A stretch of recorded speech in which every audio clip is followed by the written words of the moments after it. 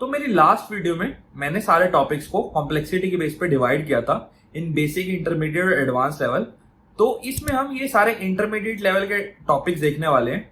मैं बेट करता हूं आपको कि आप कुछ ना कुछ इन टॉपिक्स के अंदर डिटेल में और कुछ नया सीख के जाएंगे। तो प्लीज कोई भी पार्ट स्किप मत करना, सारे टॉपिक्स जरूर देखना। तो प्रैक्टिकल एप्लीकेशन देख रहे थे यार क्लोजर्स की, और उसमें सबसे इंपॉर्टेंट जो दो आते हैं वो है डी बाउंस और थ्रॉटलिंग। तो उन्हें देख लेते हैं। सबसे पहला है डी बाउंस। तो डी बाउंस ऐसा समझ लो कि आपका एक इनपुट एलिमेंट है, ठीक है। उस पे जैसे ही कुछ यूजर टाइप करता है ना, आपको एपीआई कॉल करके सर्च के सजेशंस लाने हैं। मान लो मैं कोई सिटी सर्च कर रहा हूं तो आपको बैकएंड से एपीआई कॉल करके उस सिटीज की लिस्ट लानी है जो सर्च से मैचिंग है और वो यूजर को दिखानी है। बट मान लो कि मैंने 500 कीवर्ड एकदम टाइप कर दिए, तो क्या आप 500 बार हिट मारोगे? नहीं ना, आपका बैकएंड बैठ जाएगा, आपका फ्रंट एंड भी बैठ जाएगा 500 हिट का वेट करते करते। तो लेकिन एट द एंड चाहिए तो आपको एक ही लास्ट वाली हिट, उसका ही रिजल्ट दिखाना ना। तो डी बाउंस फंक्शन एक ऐसा है स्पेशल टाइप ऑफ फंक्शन जो आपका एक बार के लिए ही यूज केस के लिए ट्रिगर होता है, थोड़े थोड़े इंटरवल में, ठीक है। तो अगर सिंपल भाषा में समझाऊं तो कोई भी कॉस्टली फंक्शन होता है ना, जैसे कि एपीआई कॉल मारना, वो थोड़ी डिले में कॉल होता है एक एक्शन के बाद, ताकि वो सारे जो इवेंट्स बीच बीच में आ रहे हैं उनको एक बार में बैच करके एक बार में कॉल कर पाए एंड में, थोड़े इंटरवल में। तो इससे क्या होगा, इससे आपकी जो एक्स्ट्रा कॉल्स जाने वाली है ना, या आपका जो नेटवर्क ब्लॉक हो जाएगा, या आपका जावास्क्रिप्ट ब्लॉक कर देगा थ्रेड इतने कॉस्टली ऑपरेशंस करते करते, वो सब नहीं होता। तो मान लो इसी का एग्जांपल लेके समझाता हूं कि जैसे ये इनपुट है,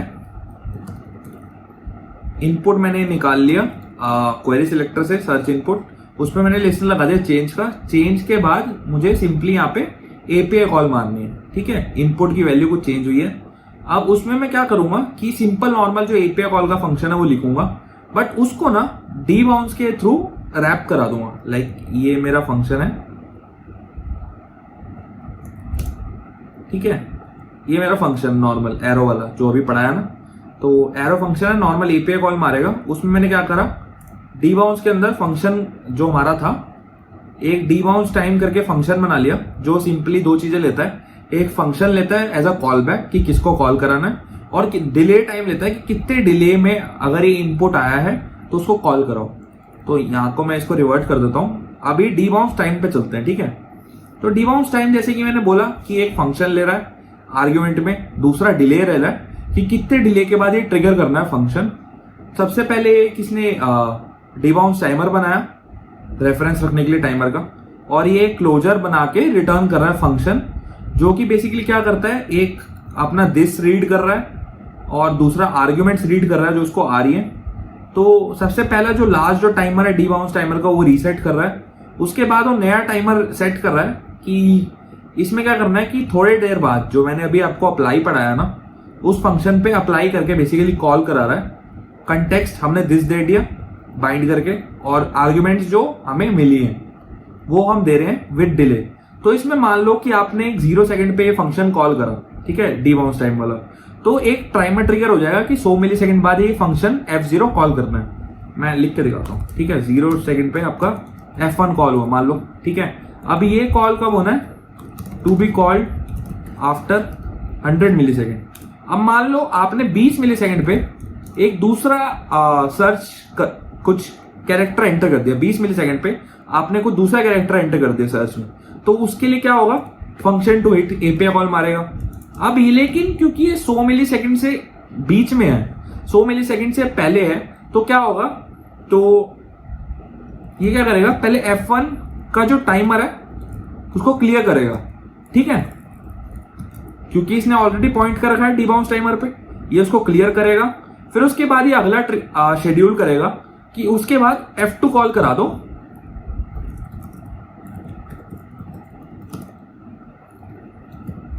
F2 कॉल करा दो 100 मिली सेकेंड बाद।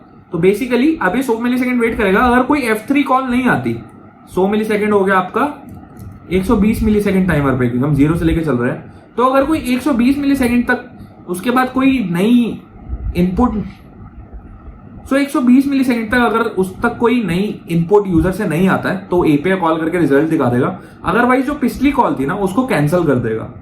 आई होप आपको समझ आया हो। तो अगर मान लो कि मैं 500 कीवर्ड लिख रहा हूं ना, तो ये पिछले जो 499 है अगर मैं फटाफट लिख रहा हूं वो कैंसिल हो जाएंगे। अगर अदरवाइज उसके बाद क्या होगा कि 500 में से एटलीस्ट 5 या 6 ही कॉल होंगे, क्योंकि पिछले कैंसिल पे कैंसिल होते जाएंगे। तो ये फायदा है डीबाउंस टाइम का।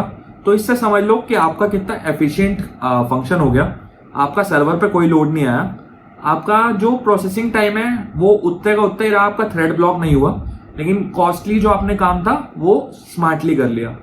दूसरा, कितनी नंबर ऑफ एपीआई कॉल्स गई हैं वो भी रिड्यूस हो गई। तो ये बहुत अच्छा कॉन्सेप्ट है, ये हम यूज करते हैं, आप भी लर्न करना। इंटरव्यू पूछते हैं यूजुअली कि डीबाउंस क्या होता है, थ्रॉटलिंग क्या होता है, करिंग क्या होता है। ये हम करिंग हम एडवांस में देखेंगे, एडवांस को जावास्क्रिप्ट की जब मैं नेक्स्ट वीडियो बनाऊंगा। अभी के लिए थ्रॉटलिंग देख लेते हैं।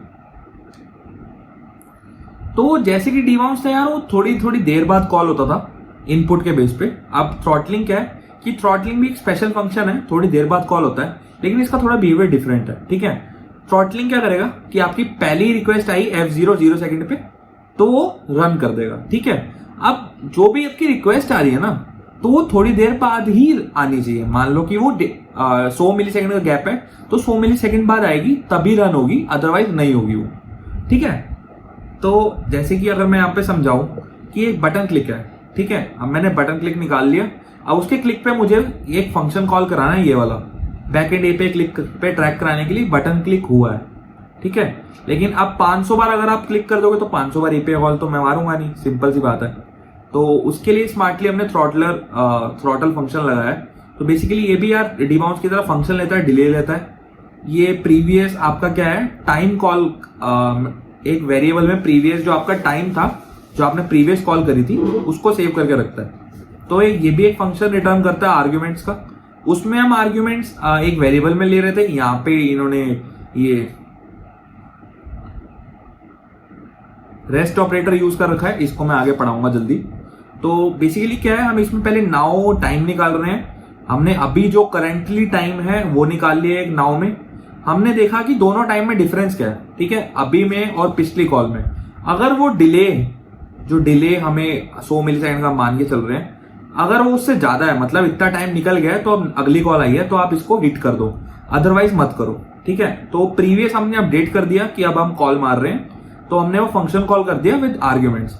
अब यहाँ पे कुछ बाइंड वगैरह नहीं करा, हमने सीधा रिटर्न करा है। ठीक है, कॉल करने के लिए हम कॉल नहीं कर रहे। पिछली डीबाउंस में हम कॉल कर रहे थे, यहाँ पे हम रिटर्न कर रहे हैं, कॉल नहीं होगा, तो कॉल आपको करना पड़ेगा। अदरवाइज हम यहाँ सिंपली कर सकते थे, यहाँ पे फंक्शन डॉट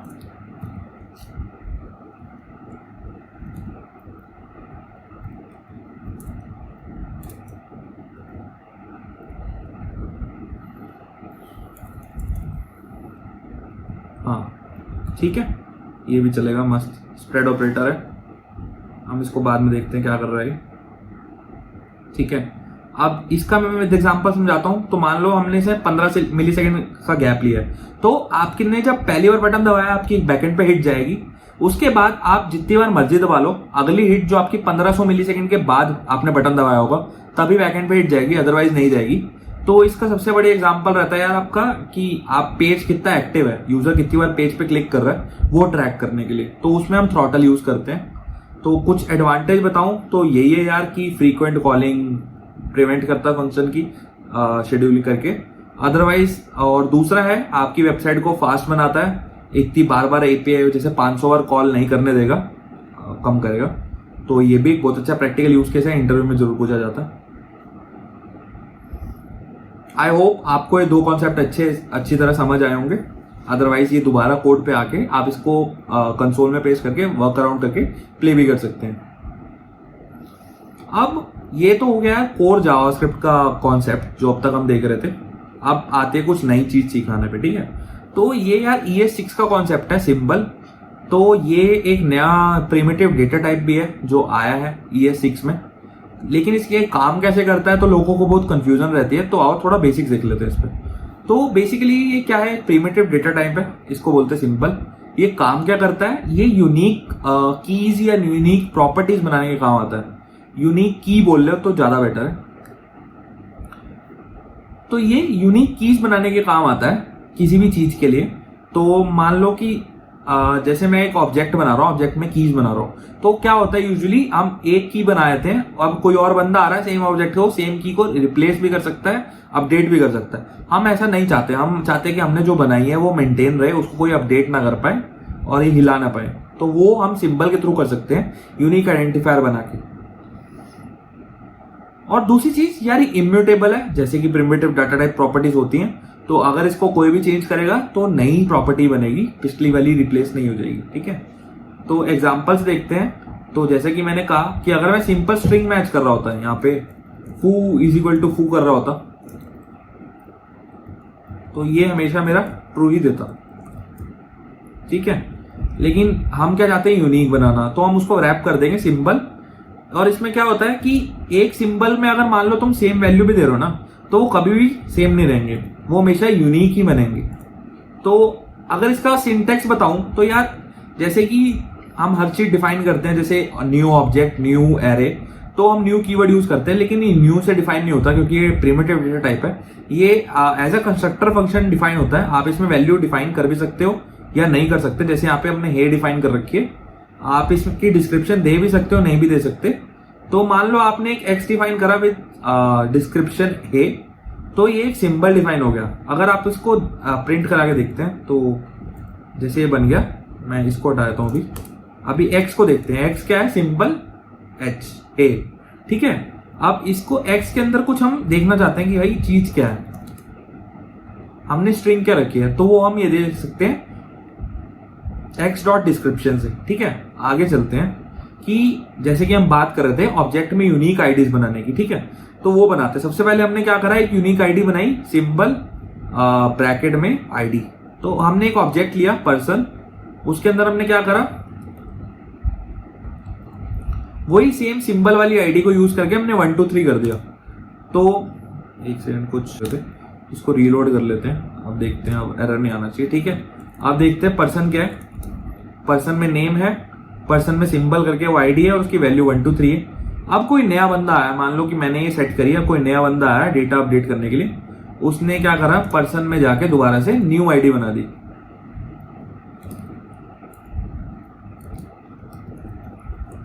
और उसने भी सिंबल यूज किया विद सेम की आईडी, लेकिन उसकी वैल्यू उसने 100 सेट कर दी। ठीक है, तो अब मैं अगर पर्सन देखूंगा तो मेरी यूनिकली दोनों कीज प्रेजेंट होगी, 100 भी और 123 भी। अपडेट नहीं होगी, रिप्लेस नहीं होगी और एक्सेसिबल भी नहीं रहेगी। एक्सेसिबल नहीं कैसे रहेगी वो मैं बताता हूं आपको, कि एक्सेसिबल ये फॉर लूप जैसे हम रन करते हैं तो उसमें कभी भी एक्सेसिबल नहीं रहती सिंबल वाली चीज। जैसे अगर मैं फॉर इन लूप लगाऊं यहाँ पे पर्सन पे, तो ये सारी कीज प्रिंट कर देगा, बट कीज में आप देखोगे तो सिर्फ नेम है। अब मान लो मैं कुछ पर्सन डॉट एज भी ऐड कर देता हूँ, ठीक है 20। अब मैं फिर पर्सन देख लेता हूँ, उसमें एज आ गई। अब मैं फिर फॉर इन लूप चलाता हूँ, तो नेम मिल गया, एज मिल गया, लेकिन सिंबल वाली कीज नहीं मिलेंगी। तो ये सिंबल का काम था। अब इसकी कुछ बाकी प्रॉपर्टीज देख लेते हैं जो बहुत कम यूज होती है। तो जैसे कि मान लो एक सिंबल हमने बना दिया हेलो के लिए, एक हमने सिंबल बना दिया आईडी के लिए, तो ये दो अलग अलग सिंबल है। अब मैं देखना चाहता हूं कि यार अब ये हमने सिंबल बनाया था तो किस की के लिए बनाया था, तो वो हम यहाँ पे की फॉर करके भी कॉल कर सकते हैं। सिंबल हमारी पेरेंट जैसे क्लास हो गई सिंबल, सिंबल डॉट जैसे हमारी मैथ डॉट रैंडम होता है, मैथ भी एक क्लास है, ऐसे सिंबल भी हमारी क्लास है। तो इसमें स्टैटिक फंक्शन है की फॉर। सिंबल डॉट की फॉर में हम अगर वो सिंबल पास करेंगे तो हमें बता देगा कि कौन सी की के लिए है। जैसे यहाँ पे बता रहा है ये वाली हेलो के लिए है, ये वाली आईडी के लिए है। और भी तरीके होते हैं, जैसे सिंबल को हम आइट्रेट कर सकते हैं डॉट नेक्स्ट वगैरह करके, तो वो भी आप देख सकते हैं। इसके प्रैक्टिकल एप्लीकेशन अभी तो बहुत लिमिटेड है, बट फिर भी इटरेटर्स वगैरह बनाने में, जैसे हमने बताया कि कीज वगैरह है, तो ये यूज हो जाता है बड़ी बड़ी एप्लीकेशन में। तो इसको भी आप डिटेल में और देखना चाहे तो देख सकते हैं, ब्लॉग डिस्क्रिप्शन में डाल दूंगा। इसके बाद ये बिल्कुल ही डिफरेंट टॉपिक है, लेकिन बहुत इंपॉर्टेंट है और बहुत अच्छा भी है। आपको प्रैक्टिकली तो आप इसको अब तक यूज कर ही रहे होंगे फॉर श्योर, बट इतनी डिटेल में आपने कभी ध्यान नहीं दिया होगा कि इतना डिफरेंस पड़ता है या नहीं पड़ता, तो आज देख लो। तो कॉन्सेप्ट होता है कि यार स्प्रेड, रेस्ट और डीस्ट्रक्चरिंग ऑपरेटर क्या होता है, और इन तीनों में फर्क क्या है और तीनों में यूज केस क्या है, तो वो देखेंगे हम अभी। सबसे पहला यार डीस्ट्रक्चरिंग। डीस्ट्रक्चरिंग क्या करता है कि यार आपकी जो प्रॉपर्टीज या एरे के अंदर जो चीजें है ना, उसको एक वेरिएबल को असाइन करने के लिए काम करता है। अगर आप एक बार एक एक करके करने जाओगे ना तो आपको एक एक प्रॉपर्टी उठा के की और एक वेरिएबल में डिफाइन करनी पड़ेगी। डीस्ट्रक्चरिंग आपके लिए प्रोसेस सिंपल कर देता है। आप डीस्ट्रक्चरिंग सबसे पहले ऑब्जेक्ट का एग्जांपल लेते हैं। जैसे मैंने कहा कि आप ये ऑब्जेक्ट है जिसमें आईडी है, नेम है, डेट है और पेरेंट है। पेरेंट के अंदर भी एक ऑब्जेक्ट है जिसमें फर्स्ट नेम और लास्ट नेम है। अब मैं यहाँ क्या करता हूँ, मैं अगर मान लो कि अपने 3 चीजें मैं रीड करना चाहता हूँ, आईडी, नेम और डेट, तो मैं अगर वेरिएबल बनाने लगूंगा तीनों का तो मुझे मैन्युअली कोड लिखना पड़ेगा, कितनी लाइन वेस्ट होगी, है ना। तो अगर यही मैं डीस्ट्रक्चरिंग के कॉन्सेप्ट से करता हूँ तो ये मेरा एक माई सेल्फ है, हमने जो ऊपर ऑब्जेक्ट बनाया, हम ये हमारा डीस्ट्रक्चरिंग का कॉन्सेप्ट है। डीस्ट्रक्चरिंग के कॉन्सेप्ट में क्या होता है कि हम हमारा जो भी ऑब्जेक्ट है या एरे है हम उसको ब्रेक कर लेते हैं वेरिएबल्स में। अब क्या हुआ, 3 टाइप के कॉन्स्टेंट वेरिएबल्स बन गए, आईडी, नेम और डेट। इसमें क्या है कि आपकी जो कीज है ना माई सेल्फ के अंदर वाली और वेरिएबल की, वो नाम मैच होने चाहिए। बट ऐसा जरूरी नहीं है, आप मान लो वेरिएबल का नाम को चेंज करना चाहते हो तो वो भी कर सकते हो, आगे दिखाता हूँ। तो पहले मैंने बेसिकली क्या करा, हम यहाँ पे चलते हैं, इसको कंसोल में लेके चलते हैं, ठीक है। दोबारा अपडेट कर देंगे। पर नेम गलत है, मैं नेम नहीं रखना चाहता, मैं फुल नेम रखना चाहता हूँ। तो यहाँ पे मैं नेम के आगे कॉलन हम दे देंगे एलियास नेम। एलियास नेम क्या होता है कि आप इसको सेम चीज को किस नाम से बुलाना चाहते हो। मान लो मैं डेट को डेट ऑफ बर्थ बुलाना चाहता हूं, मैं आईडी को एम्प्लॉय आईडी बुलाना चाहता हूं, ठीक है। आईडी नॉट डिफाइंड, ये क्या हो गया, अच्छा नीचे प्रिंट नहीं हो रहा, कंसोल डॉट लॉग कह रहा है। तो ऐसा है गाइस, तो इसको क्या करते हैं, आप सिंपली एम्प्लॉय आईडी करते हैं, इसको फुल नेम करते हैं और इसको डेट ऑफ बर्थ करते हैं, ठीक है। बन गई एम्प्लॉय आईडी, बन गया फुल नेम एलियास नेम, बन गया डेट ऑफ बर्थ, डेट का एलियास नेम। तो ये भी आप कर सकते हो, ये ऑब्जेक्ट की डिस्ट्रक्चरिंग थी। अब मैं आपको दिखाता हूं कि यार एरे की डिस्ट्रक्चरिंग कैसे करते हैं, ठीक है। उससे पहले एक चीज रहेगी कि नेस्टेड प्रॉपर्टी आप कैसे डिस्ट्रक्चर कर सकते हो।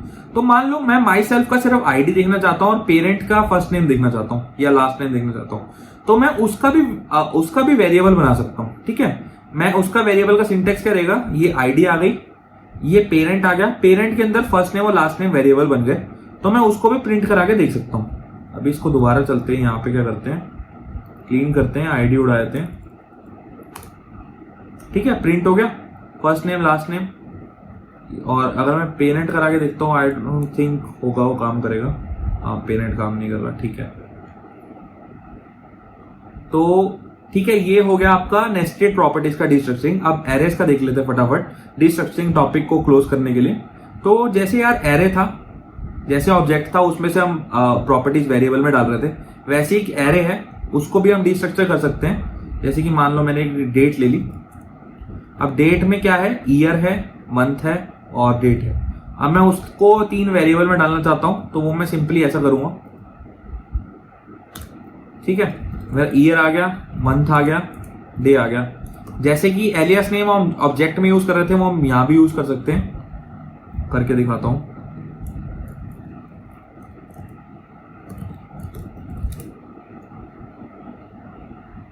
सॉरी,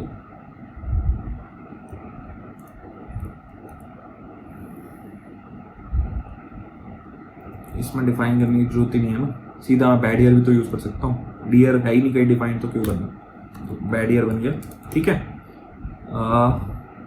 आगे चलते हैं। ये था यार डिस्ट्रक्चरिंग। डिस्ट्रक्चर से आपने क्या समझा कि आप जो एरे या ऑब्जेक्ट की प्रॉपर्टीज है उनको आप वेरिएबल बना सकते हो सिंपल भाषा में। या अभी दूसरा कॉन्सेप्ट है यार स्प्रेड का। स्प्रेड अगर मैं समझाऊं तो ये यार आपकी जो एरे या ऑब्जेक्ट है ना उसको अनपैक करने के लिए काम बोलता है। अनपैक जैसे आप चिप्स का पैकेट खोलते हो ना, अंदर की सारी चिप्स नीचे गिर जाती हैं, तो स्प्रेड का काम भी यही है, जैसे कि उसका नाम बता रहा है। तो ये चीजों को एक्सपैंड करता है, अनपैक करता है और उनकी हेल्प करता है हमें शैलो कॉपी बनाने के लिए। तो मान लो कि मैं एक पैकेट से चिप्स का पैकेट खोल रहा हूं, उसमें जो जो चिप्स गिर रही हैं मैं नीचे दूसरे पैकेट में डाल लेता हूं, तो एक उसकी कॉपी बन गई, उसमें सारी चीजें आ गई, तो इसको भी शैलो कॉपी बोला जाता है। तो विद एग्जांपल समझते हैं, ठीक है। तो मान लो एक ही मेरा टूल है, एक ही मेरा अदर टूल है। अब मैं इन दो एरे को कॉन्कैट करना चाहता हूं, मतलब मर्ज करना चाहता हूं। तो बेसिकली अगर मैं नॉर्मल जावास्क्रिप्ट से करूं तो कैसे करूंगा, tools dot contact other tools, tools में जाके हमारे अदर टूल्स अपेंड हो जाएंगे, हैमर, स्क्रू ड्राइवर, रेंच और सॉ। तो अगर मैं यही स्प्रेड से करना चाहूं, जैसे मैंने बोला अनपैक, तो अगर मैं देखूं हमने सीधा ऑल टूल्स बनाया, हमने पहले यहाँ पे टूल्स को स्प्रेड करा, टूल्स में से हमारा हैमर आ गया, स्क्रू ड्राइवर आ गया, यहाँ पे ये चीज रिप्लेस हो जाएगी हैमर स्क्रू ड्राइवर से। सिमिलरली अदर टूल्स जो है वो व्रेंच और सॉ से रिप्लेस हो जाएगा। तो हम प्रिंट करा के देखते हैं सीधा, हम टाइम वेस्ट नहीं करेंगे, अपना फटाफट वीडियो में आगे चलेंगे। ठीक है, ऑल टूल्स आ गया। अगर यही मैं क्या करूं, मैं कुछ और फनी ट्राई करता हूं। ठीक है, मैं इसको ऑर्डर चेंज कर देता हूं, हम ऑल टूल्स रिवर्स बनाते हैं। हम क्या करेंगे, हम अदर टूल्स रखेंगे, हम टूल्स रखेंगे, हम बीच में अपने टूल्स भी डाल देंगे, डेमो टूल। अभी ऑल टूल्स प्रिंट कर रहा है, लेकिन हमें ऑल टूल्स 2 प्रिंट कराना है। ओह सॉरी, रिवर्स प्रिंट कराना है। ठीक है, मेरे एरे भी मर्ज हो गए, अनपैक होके वापस दूसरे एरे में फिल हो गए, मेरा डेमो टूल भी अपेंड हो गया, मेरा ऑर्डर भी चेंज हो गया। तो बहुत सिंपल कॉन्सेप्ट है, बहुत रीडेबल कॉन्सेप्ट है ना। तो अगर यही चीज हम ऑब्जेक्ट के साथ मैं आपको बताऊं कि जैसे एक यूजर है, अब मैं उसको चाहता हूं कि दूसरे यूजर में डाल दूं, तो मुझे क्या करना पड़ता है यार, ये कि मैं इसमें नहीं है, मैं आपको समझाता हूं। तो मैंने एक यूजर बनाया, मैं क्या करता, const different user is equal to object dot assign, ये न्यू ऑब्जेक्ट, और इसको मैं यूजर देता। तो मेरा डिफरेंट यूजर जो बनता ये बनता। ठीक है, अगर मैं यहाँ पे चेक करता कि different user is equal to user false. ठीक है, तो ये मेरा न्यू, ये मेरा नॉर्मल वे है। अगर ये मैं डीस्ट्रक्चरिंग के साथ क्या करूं, तो मैं क्या करूंगा, 2 इज इक्वल टू डीस्ट्रक्चरिंग का स्प्रेड ऑपरेटर यूजर। अब मेरा डिफरेंट यूजर बन गया। ठीक है, different user is equal to, ये वैसे तो फॉल्स ही देगा क्योंकि ये दोनों अलग अलग हैं, लेकिन दोनों के अंदर प्रॉपर्टी सेम सेम है। अगर मैं मान लो कुछ इसको एनहांस करता हूं, मैं यहाँ पे कुछ नई प्रॉपर्टी ऐड कर देता हूँ, लॉग्ड इन है या नहीं, मैं ये भी डिफाइन कर सकता हूँ। ठीक है, अब मेरा जो डिफरेंट यूजर है, मैं उसमें नई चीजें भी अपडेट कर रहा हूँ, ऐड कर रहा हूँ या अपडेट भी कर सकता हूँ। अब मान लो मैं ये करता हूँ, ठीक है, मैं यहाँ पे क्या करता हूँ, ऑलरेडी मेरे पास आईडी है, मैं चाहता हूँ इसकी आईडी अपडेट हो जाए, अगर पहले से नहीं है तो ऐड हो जाए, अगर है तो अपडेट हो जाए। आईडी मैं इसकी 10 करता हूँ, तो मेरा जो डिफरेंट यूजर 2 बनेगा उसमें आईडी जो है अपडेट हो गई 3 से 10, और जो बाकी प्रॉपर्टीज हैं वो एज इट इज आ गई। ठीक है, अब आगे चलते हैं रेस्ट पे। तो रेस्ट यार सिमिलर ही है स्प्रेड के, लेकिन इसका यूज केस बिल्कुल उल्टा है। वहां पे आप अनपैक कर रहे थे, यहाँ पे आप पैक करते हो। ठीक है, तो सिंटैक्स सेम है बट एप्लीकेशन थोड़ी डिफरेंट है। तो जैसे यहाँ पे मैं बताऊं बिल्कुल अपोजिट कैसे है, तो ये जो अनपैक करता है एरे और ऑब्जेक्ट का इंडिविजुअल वैल्यूज में, और वो जैसे अगर मैं इसका आपको बताऊं विद एग्जांपल, अगर मैं इसका आपको बताऊं विद यूज केस की कहां पे इसकी जरूरत आई, तो यार एक फंक्शन होता था, कोई भी नॉर्मल फंक्शन, ठीक है, अगर मैं इसको कॉल करूंगा तो इसमें क्या हुआ, आर्ग्यूमेंट्स इसको मिलते थे बाय डिफॉल्ट नॉर्मल फंक्शन में। लेकिन ये जब से एरो फंक्शन आया ना, एरो फंक्शन में दिस तो होता नहीं खुद का, और आर्ग्यूमेंट्स भी आप एक्सेस नहीं कर सकते। जिसे मैं दोबारा, आई डोंट थिंक ये दोबारा मेरे को कॉन्स डिफाइन करने देगा, तो मैं दूसरा को डिफाइन कर लेता हूं और उसको मैं विद आर्ग्यूमेंट्स कॉल करता हूं। ठीक है, एरर आ गया। तो एरो फंक्शन में यार आपको जैसे दिस नहीं मिलता खुद का, आर्ग्यूमेंट्स वाली प्रॉपर्टी नहीं मिलती बाय डिफॉल्ट जो नॉर्मल फंक्शन में मिलती है, तो उसके लिए क्या नीड आई कि यार अगर आर्ग्यूमेंट्स लेनी है हमें एरो फंक्शन में तो कैसे ले सकते हैं। तो यहां पे ऑपरेटर आया कि आप जैसे अगर मैं यहां लगाता तो चीजें मेरी स्प्रेड होती, लेकिन मैं इसके आगे रेस्ट ऑपरेटर लगा रहा हूं कि मेरी जितनी भी आर्ग्यूमेंट्स आ रही है ना वो इस आर्ग्यूमेंट्स 2 के एरे में आ जाएंगी। आर्ग्यूमेंट्स 2 नाम के रख रहा हूं मैं, आर्ग्यूमेंट्स ही नाम रखता हूं क्योंकि आर्ग्यूमेंट्स तो इसमें होता नहीं है, तो मैं कुछ भी रख सकता हूं, मैं ARG भी रख सकता हूं, मेरी मर्जी है।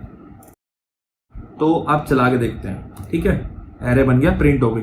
अब इसका प्रैक्टिकल यूज केस क्या है गाइस, कि मान लो मैं एक फंक्शन बना रहा हूं, ठीक है,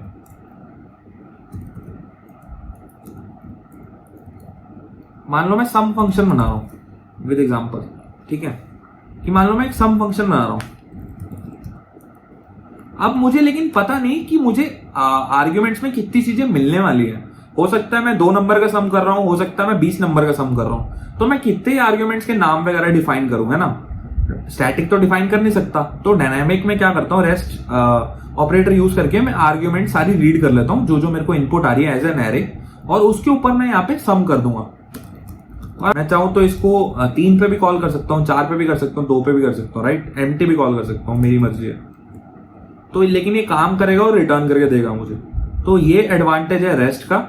और इसी का एक और जैसे एग्जांपल दूं तो मैं इसको कंडीशनली भी यूज कर सकता हूं। मान लो कि मैं फिबोनाची सीरीज बना रहा हूं, इसमें पहला और दूसरा मैं इनपुट लेता हूं और तीसरा मैं कैलकुलेट करके देता हूं। जैसे यहाँ पे 1 2 और उसके बाद कितने भी नंबर आप मुझे दे सकते हो, मैं वो इनपुट लूंगा और उन तक चला के रखूंगा। तो जैसे मैंने 1 2 ले लिया और आर्ग्यूमेंट्स में एरे मिलेगा, तो इसको चला के देखते हैं। प्रैक्टिकल कंसोल में समझ आता सबसे ज्यादा, ऐसे समझाने में इतना समझ नहीं आएगा।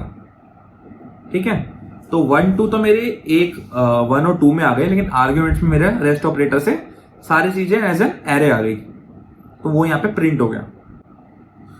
तो आई होप आपको ये तीनों कॉन्सेप्ट में अच्छे से डिफरेंस समझ आया हो, इनका प्रैक्टिकल यूज केस पता लगा हो। डिस्ट्रक्चरिंग भी आप रिएक्ट में, व्यू में यूज कर रहे होंगे, स्प्रेड भी आप डेफिनेटली यूज कर रहे होंगे, बट इतना डिटेल में आई डोंट नो क्लियरिटी थी या नहीं थी, तो मुझे कमेंट सेक्शन में बताना कि क्लियर हुआ है या नहीं हुआ।